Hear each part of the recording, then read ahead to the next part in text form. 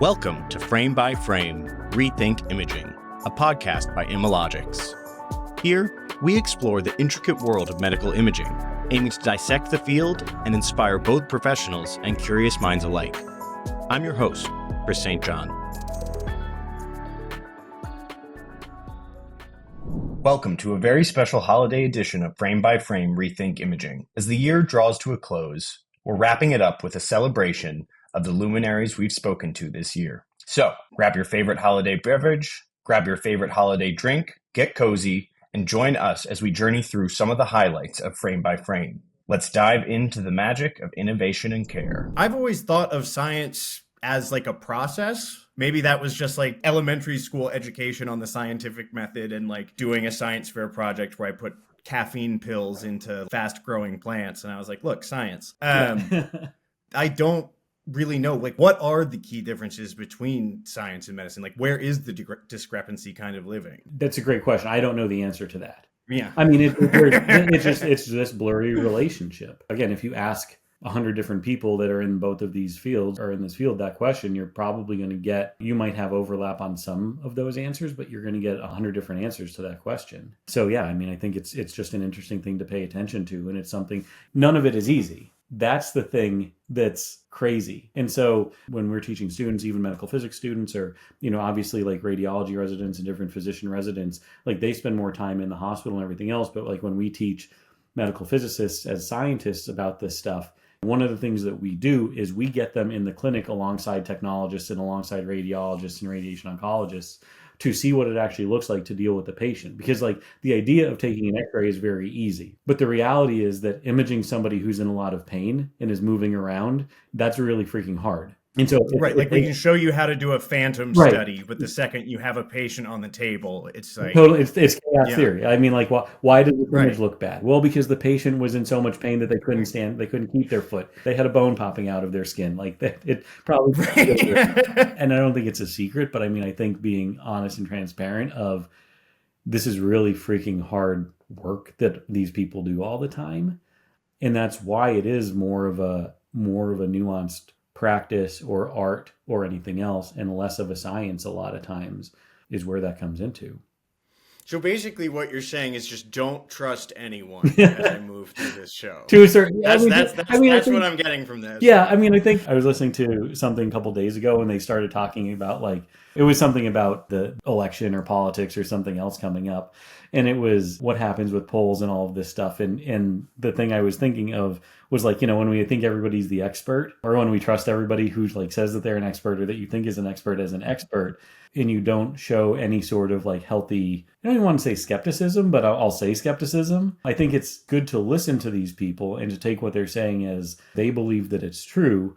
But sometimes what an expert thinks isn't something that's been proven. Sometimes what an expert thinks or says, and they could say like, no, like this is definitely true. It doesn't have to be true. I mean, it could be their informed opinion based on 20 years of this, except for the fact that many things over time, especially in science, and I'm sure in medicine as well, have been proven wrong. And people were experts at the time, and then all this time later, we go, oh, that wasn't good. That's not what we should have done. That was Dr. Tom Griglock reflecting on the complex relationship between science and medicine, emphasizing how scientific thinking and real-world patient care often intersect but don't always align. His insights remind us that even in highly technical fields, human experience shapes every outcome. Continuing this exploration, Dr. Ehsan Samei emphasized the balance between data-driven insights and clinical interpretation, underscoring the value of reducing uncertainty in patient care. How do you balance the quantitative data with the qualitative insights in making decisions about patient care?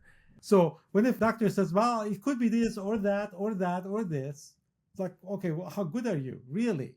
Right? Of course, you don't want to be wrong to give you the wrong thing. So accuracy is important. I'm not saying accuracy of interpretation is not important, but reducing uncertainty is equally important. In fact, that's probably most likely thing that we need to have to practice medicine proficiently and well. Reducing uncertainty. So you didn't know many things before, you saw the doctor, you're more certain about your medical condition. So in the same way, if I am able to provide the human interpreter a little bit higher quality medical image that is quantified as being higher quality. So they can be more certain in their interpretation, then patient would be better served. I mean, it's simple, but it kind of, that feels like a very effective way of thinking about it, especially for me. An easier way to think about something that has infinite nuance to it, I guess. So the way I think about this, are a good question, by the way, Chris. You're asking brilliant question. I appreciate it. You asked me to think deeply about these things. The way I frame this is that for the things that you do know, quantitate. For the things that you do not know, qualitate. Right. That's the best way of putting it, right? I'll give you another example. I love examples. Looking at the back of the package of the food, it says you have this much carbohydrates, this much fat, this much protein, and so much. These are all very quantitative. So these are the things that we can quantitate. Is it useful to quantitate them? I would say yes. I love to see how much protein is in this package, how much fat, and whatever. Does that mean that this tastes good? No. Taste is not quantitative. Taste needs to be qualitative, if you will, right? So here's a good example. So quantitate the things that you do know, but don't assume the stuff that you have quantitated and you do know is the end of the story. Oh, absolutely. Like, I mean, to just like build on this example, like I think about, once again, former chef here, there's going to be a lot of food references, but I think like thinking about something as simple as like, it will take X amount of time to boil this amount of water. Right. Was the water salted? Well, where are you relative to sea level, right? Like all of a sudden something that you think you have like pretty succinct data on, once again, it just kind of goes out the window as soon as you start thinking more and more deeply about it. Right. So as a result, you can think about that qualitative approach towards reality is the sauce, is a space that fills the gap. That's what makes all the difference. Well, I mean, what I just said is actually the irony. We feel like when we quantitate, we feel like we got it. We understood, we know what that person is all about because we have quantitated that thing. But in reality, there is more to that entity that we are after in the qualitative terms of that thing, right? So in medicine, we quantitate. We measure the size of the tumors. We ask the question, how much is tumors growing and not growing. All of those are quantitative. I can measure the resolution of an image. I measure the noise of an image. These are all quantitative measures of how good that image is. Is that the end of the story? No. Does that mean that, therefore, I need to throw all the numbers out? They don't mean anything? No, that's not the case. I still like to have those, how much sugar and carbohydrates in my package. I still need to have it. That doesn't mean that those are meaningless. They're very meaningful, that how much sugar in that package for me. But that doesn't mean that fully describes the reality of that thing. That's where the human element comes in, using that example again, right? So physician needs to have all the quantitative insights at his or her disposal, but should never assume that they got the final answer, because that's the arrogance of sort of assuming that you got it. And when you have that arrogance, you go wrong. Absolutely. And we're also at this moment in time too, where, at least from my perspective, it feels like the human element is not really taking a back seat yet. But as data analytics is becoming more advanced, as we start using more and more of these AI tools, like, how do you see the role of human judgment evolving with the application of all of this? I think we will continue. I mean, there is no question that sort of data analytics, machine learning, artificial intelligence has been another disruptive technology at the human level for everything that we do. As insightful and as impactful as they are, I think they don't have the final answer, in the sense that, many things are still unknown and uncertain. Like, for example, people always think about, okay, we're going to train all these algorithms and detect all the cancers that might be in the body. Humans need to ever diagnose them, whatever. But all the examples that they provide are for types of cancers for which we have many examples. There are thousands of rare diseases. We don't have good examples. So for those examples, we don't have enough data to be able to train an algorithm to figure out what is what. Dr. Ehsan Samei emphasized the balance between data-driven insights and clinical interpretation, underscoring the value of reducing uncertainty in patient care. Expanding on this, Dr. Donald Frush delves into effective communication about radiation safety, offering strategies for easing patient concerns while emphasizing the critical role of transparency and trust. What advice would you give to a young radiology tech or someone who's considering the field or someone who's in residency or something? What advice would you give folks who are just starting to navigate the complexities of radiation safety? It's a really good question, Chris, and a little bit dependent on who that individual is and what their level of training is and so on. But as always, to validate that what they're doing from a professional standpoint is appreciated, right? And the value of that to the patient, right? Because fundamentally, what is healthcare? What is excellence in healthcare? It's making sure that the patient is well taken care of. Now, there are multiple levels, efficiency, effectiveness, marketing, professional advancement. There are many things that are metrics for what someone might consider excellence. But if we talk about what is the fundamental part of why we're here, it's taking care of patients. And it's protecting them from harm, and it's also providing them a benefit. And, medical imaging that uses ionizing radiation it's like the poster child of that kind of thing, of do good, but do no harm there. And so it's sort of emphasizing the importance of what they've done from a professional standpoint and reiterating that radiation protection is an important part of that.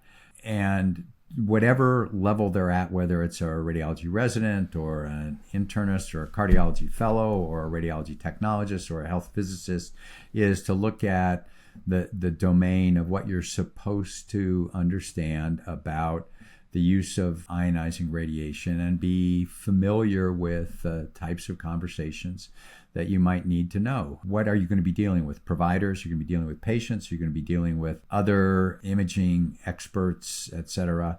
And to sort of say, okay, what do I need to know? What kind of questions come up? What is the scope of what I need to know? Because you can't know everything. And talk to senior individuals. Say, okay, that's part of the training here is what exactly do you need to know about doses and risk and so on. And to get talking points, I think to develop the population-based talking points depends on who you're going to be speaking with, whether it's a patient or a colleague or an administrator or a medical physicist related to that. And there is a variety of information available for individuals to do that. And to always remember the tenets of radiation protection, again, which is it the right exam? How do I work towards making sure it's the right exam?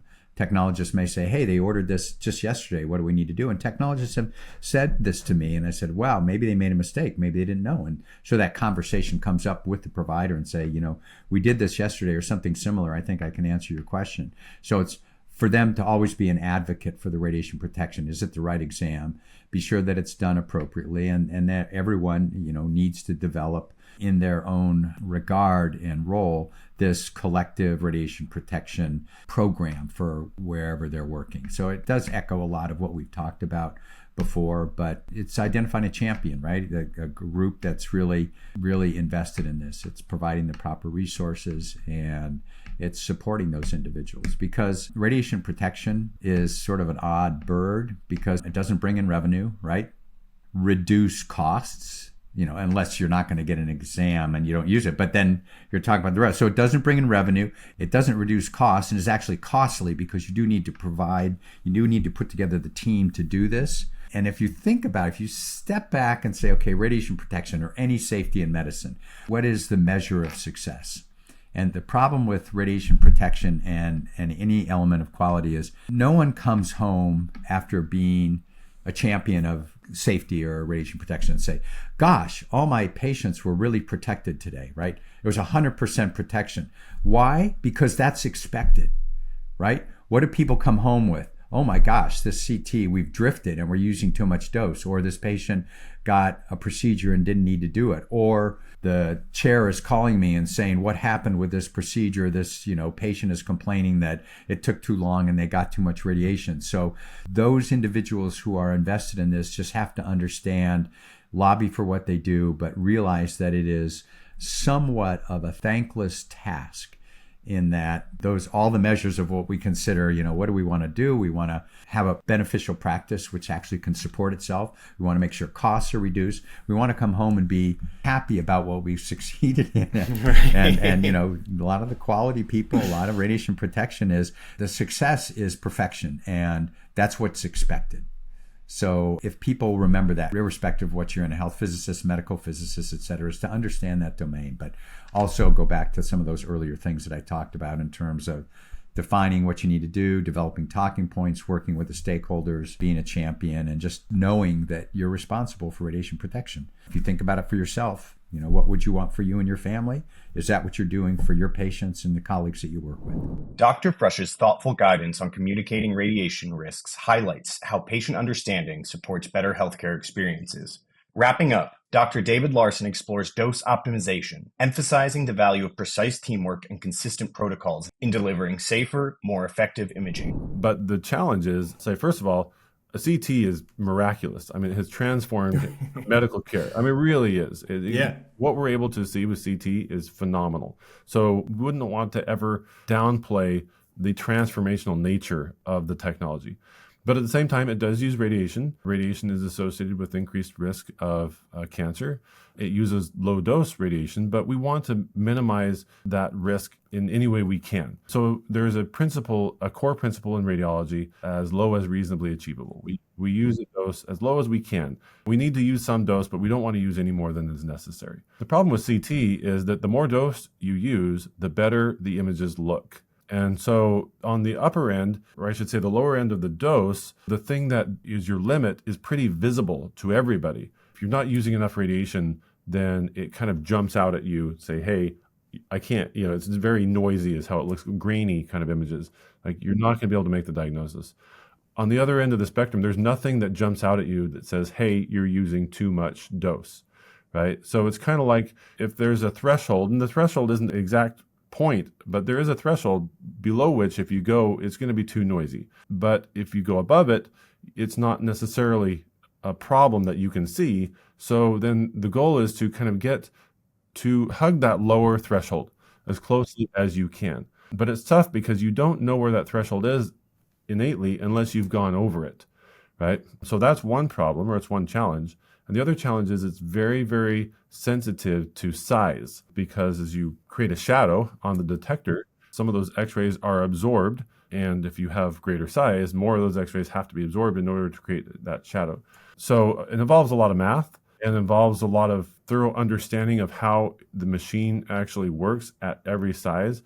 And that understanding is not really well, I would say, developed and well implemented, at least not to the level of sophistication that we really need to fully optimize dose. Right. And so you're saying, obviously, like size is, I hear the term size adjusted dose being thrown around as well. It's my assumption. Is that some sort of automatic calculation? Is that something that people are doing? Like, how do you end up with a size adjusted dose? Yeah. So one thing I'll say about optimization before I address that specifically, it's important to remember that optimization of dose is based on image quality. Right. So it's not actually about the dose that the organs receive. I mean, you want to minimize the dose that the organs receive, but as long as you get adequate image quality and use the most dose efficient parameters on your scanner, then you have to assume that's the lowest dose your organs can receive. That image quality ends up being the driver.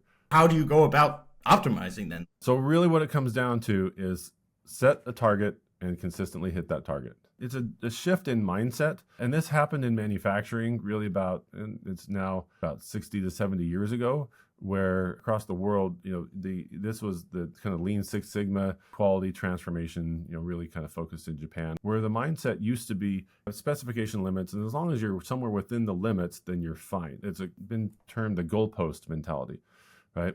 And so this approach is now a target-based approach.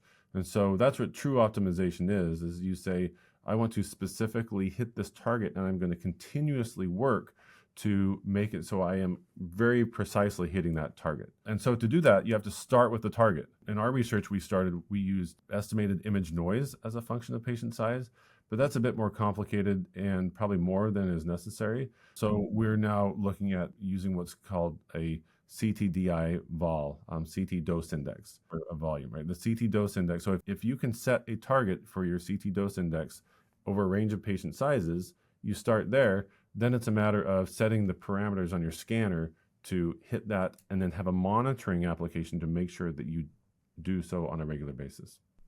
Right. And so you're saying that the dose monitoring stuff is adjusting dose in real time. Is that correct? Kind of. So I think what you're referring to is called automated tube current modulation. Sure. Absolutely. Yeah. I was going to say automatic tube current modulation, but Exactly. You did. Yeah. That's what you described. Tube current is basically a proxy for the amount of radiation that's going out. Tube current is you put a certain amount of tube current in and you get the same and a proportionate amount of radiation out. So it's kind of like you could saying it's like automatic radiation modulation, right? And modulation just means it adjusts as it goes around. So tube current modulation is a technology that's been around for about 20 years. And as it goes around the patient, it recognizes how far it has to penetrate, how thick the patient is at each angle. And so if the gantry is front to back, then it's usually thinner. And if it's side to side, then it's usually larger, right? So it automatically adjusts its radiation as it goes around. And it's a great technology. It works really well. The main downside to it is that even though it adjusts, it doesn't clarify what it needs to adjust to. So it adjusts. And so what we tend to see is there's still a lot of variation. It's still used too much radiation, more than was necessary to hit that target dose or that target image quality. And so you have to really nail down what is that target image quality, and then on the backside, confirm that you hit that target. And that's what a tube current modulation algorithm does not necessarily do for you. That's why we're still facing this problem. Yes, it adjusts as it goes around. So it's a great technology. It just, they didn't quite finish it. It has to be accompanied by a monitoring system. And with that monitoring, you have to be fully confident that you've nailed that target dose based on image quality. Dr. Larson's exploration of dose optimization revealed the power of collaborative efforts in creating safer imaging environments. Building on this operational focus, James Armbruster discusses how real-time collaboration and clear protocols keep complex radiology departments running smoothly. Let's get into workflows a little bit, right? Sure. I think workflow, good. No, if me saying workflow is all it takes to get you to go, you should go. No, I think workflow is a big deal. I think workflow is where it begins and where the emphasis needs to be put. The term workflow gets thrown around a lot in every industry, right? But I think in radiology specifically, it's extremely, extremely important because it is unique, right? And workflow, and I've mentioned this a lot, and I stand behind the statement that workflow is a living, breathing thing that is very unique and specific, not only to hospitals, but to departments. And workflow is not just, hey, these are our processes, these are our policies and procedures, and this is what we do on a day-to-day basis. Workflow is much more than that, right? Workflow is relationships that the technologists have with one another. Workflow is what my day-to-day steps are. What are my responsibilities when I walk into the radiology suite? In a lot of cases in advanced imaging being, CT, MRI, fluoroscopy to a certain degree, there's more than one technologist involved with the process, right? And that's one of the, I think, things that have changed the most since I was a clinician versus today, right? When I was a clinician, you say, oh, back in my day, I'm aging myself a little bit, but back when I was practicing, you were by yourself to a certain degree in a lot of cases, not every case, but in a lot of cases, you were by yourself as a technologist. So you were responsible for getting your patient in an MRI scenario, clearing your patient from metal, making sure that they get on the table, scan them, validate that the scans are great, get them off the table, and then prepare your next patient. Whereas today, in most cases, there's multiple individuals in the radiology suite, right? So from a workflow perspective, it's good to know what you're doing as a team, right? And say, okay, you're going to scan today. I'm going to run the patients. I'm going to get the line set up. And then there's also what's a lot more prevalent today, which is documentation, right? Making sure that you're entering information into the RIS or the HIS system and validating that the metal implants in the patient are clear in MRI scenarios. There's a lot more steps involved in the process, but there's also more individuals involved in the process. So you have to make sure that everyone's on the same page with what you're going to do that day so that I can continue. If I got a patient on the table and the other person is responsible for getting the next patient set up, get a line in that patient if they need be, that whole workflow just runs like a well-oiled machine, because benefits from that, the patients will benefit from that because, things are moving, nobody's late, nobody's delayed getting on the table.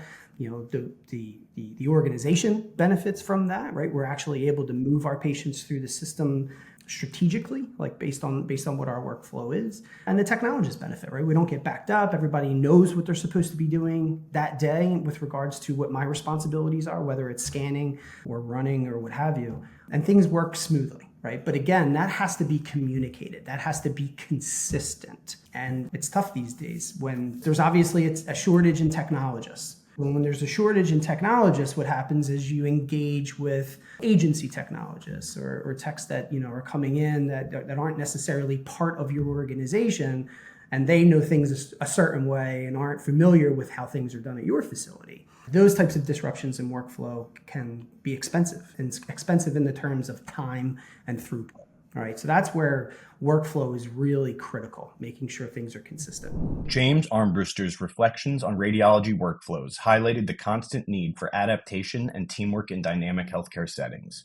Expanding on this theme of efficiency, Dr. Eliot Siegel explores how artificial intelligence can optimize clinical workflows while still relying on human expertise for critical decision-making. Speaking of skepticism, as we're starting to wrap up here today, as I think I mentioned to you, this whole field is all quite new to me still. So as a podcast host, as someone who is getting educated on all of this, AI or not, do you have any recommendations for me as I'm continuing to talk to folks? Or do you have any tips on a healthy skepticism that I should be having as I'm progressing and learning more and more about this field? Yeah, I think part of the healthy skepticism that you should have is we all grow up, we're all programmed, we all learn as time goes on to be skeptical about other human beings. You meet somebody and, maybe they're being 100% honest, maybe they're not, maybe they know what they're talking about, maybe they don't know what they're talking about. And as time goes on, you kind of get to know them and essentially learn that. And I think people tend to think because something is based on a neural network or it's called AI or it's FDA cleared that, it really is going to do what it claims to do. We don't put AI through the same board examination and same, testing program that we do humans. And I think as you're looking at the use of AI, it's really important to kind of get to know it and to be able to sort of test it at the in routine use and kind of at the edges also. And I think maintaining that healthy skepticism is important. And I think having it essentially or exploring the edges of what it does and what it can't do and trying to see, where it works, where it breaks, where it doesn't is really important. The other thing that I think is important is that we look at its impact on performance. And so is it making us less efficient or more efficient? One of the concerns I had when we created the world's first digital radiology department was maybe people will spend all day adjusting the brightness and contrast of the images and zooming and roaming through an image, because you can do that infinitely. And what we found is that it actually increased efficiency and productivity. And so I believe that now, in general, AI is actually slowing radiologists down for the most part with most applications. I think in the future, we're going to learn how to use it more efficiently, how to trust it, and how to have it do things that are essentially mundane and repetitive, like bringing images up, arranging the images, bringing the prior reports, extracting information from those reports, communicating findings, generating a report. In studies that we did early on at the Baltimore VA, we found that radiologists only spend about 15% of the time it takes to interpret a study, making up their minds about what the findings are and what they're going to say. The rest of the time is waiting for things to happen, and all sorts of other efficiencies in the process of arranging images, extracting information, reporting, communicating, and then waiting for the computer to do something else. And I believe there's tremendous potential to increase that 15% to 70, 75% or so, which could create enormous improvements. People are looking at the question of how do you pay for and justify AI, and having AI as a spell checker or grammar checker or background checker is really helpful. It could increase confidence. It could decrease the difference between experts and less expert folks. But what people will really pay for is something that increases their efficiency and productivity while improving relative accuracy. And at that point, it really becomes super cost effective. Breaking from the strict conversation on imaging, Dr. Lee Fleisher discussed how healthcare policy and patient advocacy drive systemic improvements, ensuring that technology and care remain balanced. Can you just tell me a little bit more about like CMS's overall mission in healthcare and how the clinical quality measures fit into that vision?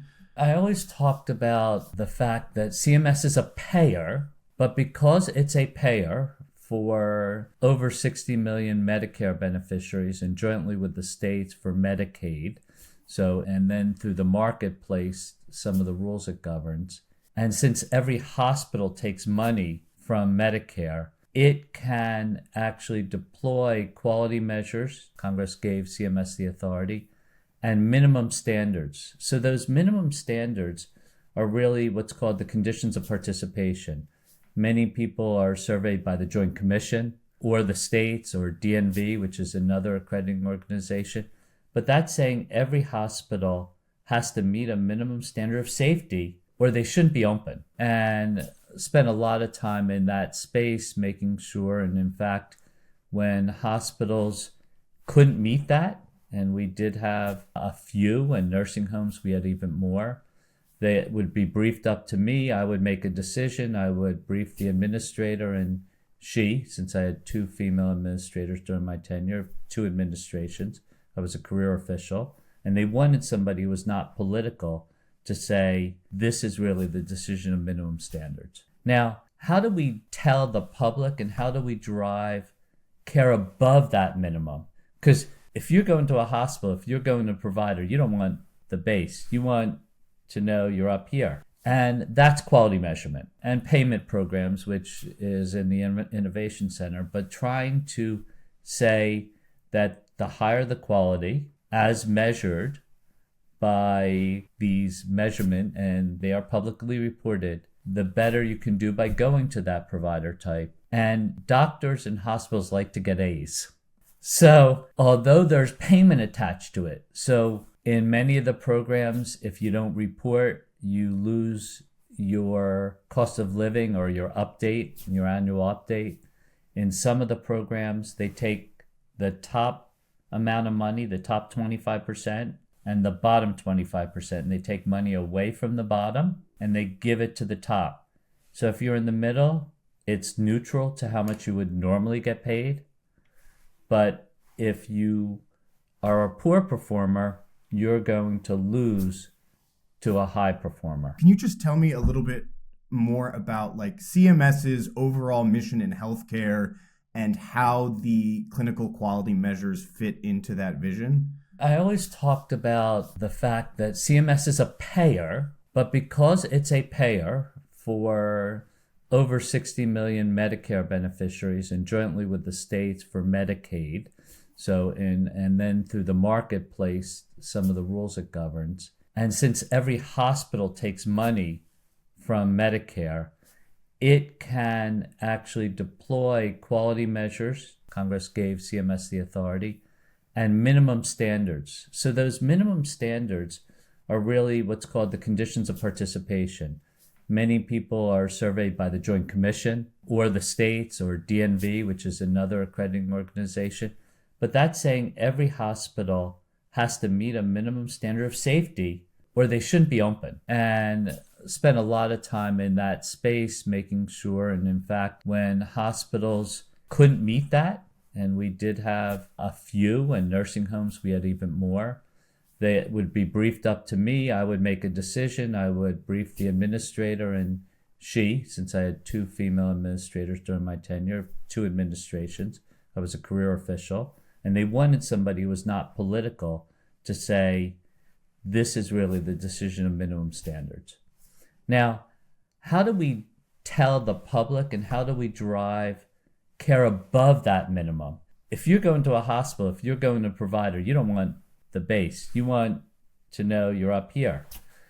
And that's quality measurement and payment programs, which is in the Innovation Center, but trying to say that the higher the quality as measured by these measurement, and they are publicly reported, the better you can do by going to that provider type.